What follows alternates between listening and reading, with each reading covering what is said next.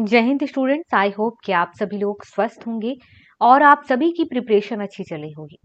आज हम बात करने वाले हैं एमपीपीएससी स्टूडेंट्स के बारे में, जिन्होंने स्टेट सर्विस 2024 का प्रीलिम्स एग्जाम दिया था, जिनका सिलेक्शन हो गया है। उनके लिए मेंस एग्जाम का नोटिफिकेशन आ चुका है। ये नोटिफिकेशन आया हुआ है 6 अगस्त 2024 को और वेबसाइट पर ये 5 सितंबर 2024 तक रहेगा। इसके साथ ही आपको टाइम दिया गया है कि आपको फॉर्म भी इसी ड्यूरेशन में भरना है। आपका एडमिट कार्ड आ जाएगा 11 अक्टूबर 2024 को और आपका एग्जाम रहेगा 21 अक्टूबर 2024 से 26 अक्टूबर 2024 तक। इसके साथ ही हम सेंटर के बारे में भी बात कर लेते हैं। तो आपका सेंटर कहाँ कहाँ हो सकता है, ये आपको पहले से पता होना चाहिए। इंदौर, भोपाल, ग्वालियर, जबलपुर, छिंदवाड़ा, रतलाम, सतना, सागर, शहडोल, बड़वानी और बालाघाट, इन जगहों पर आपका सेंटर हो सकता है। साथ ही यहाँ पर यह भी बता दिया गया है कि स्टूडेंट की संख्या को देख करके या फिर एडमिनिस्ट्रेटिव रीजंस के वजह से भी सेंटर की संख्या को कम किया जा सकता है। जनरली ऐसा होता नहीं है, जो सेंटर दिया गया है उसी सेंटर में एग्जाम होता है। जनरली हम बात कर रहे हैं। इसके साथ ही अब हम बात कर लेते हैं आपके टाइम टेबल के बारे में भी। आपको पता होगा कि मेंस एग्जाम में टोटल 6 पेपर होने वाले हैं। 6 पेपर में से स्टार्ट के जो 4 पेपर हैं, इसमें आपको 3 घंटे का टाइम दिया गया है। 10 से लेकर के दोपहर के 1 बजे तक आपका एग्जाम चलेगा।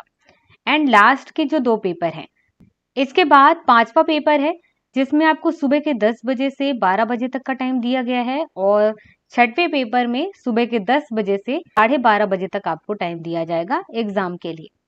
अभी कौन कौन से पेपर हैं? फर्स्ट के जो 4 पेपर हैं वो जीएस 1, 2, 3 एंड 4 है। उसके बाद 5वां पेपर है जनरल हिंदी और ग्रामर का, और उसके बाद है हिंदी निबंध और प्रारूप लेखन का। अब यहाँ पर कुछ इंपॉर्टेंट नोटिफिकेशन में बता दिया गया, कुछ इंपॉर्टेंट चीजें उनको आपको ध्यान में रखना है।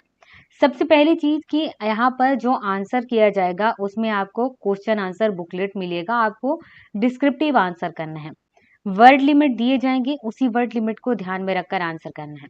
जो क्वेश्चन आंसर बुकलेट रहेगा उसमें क्वेश्चन दिया रहेगा, यहाँ पर क्वेश्चन इस तरीके से लिखा रहेगा और नीचे आंसर लिखने के लिए भी यहाँ पर इस तरीके से स्पेस दिया रहेगा। ऐसे ही सारे क्वेश्चन के साथ रहेगा। तो जिस क्वेश्चन का आंसर आप करना चाहते हैं उसी के नीचे जो स्पेस दिया हुआ है, जहां पर आंसर लिखने के लिए स्पेस दिया हुआ है, उसी स्पेस में आपको आंसर करना है। किसी दूसरे जगह क्वेश्चन को काट करके अपने हिसाब से आंसर नहीं करना है, वरना ना तो आपको नंबर मिलेंगे और तो और आपकी मेहनत बेकार जाएगी।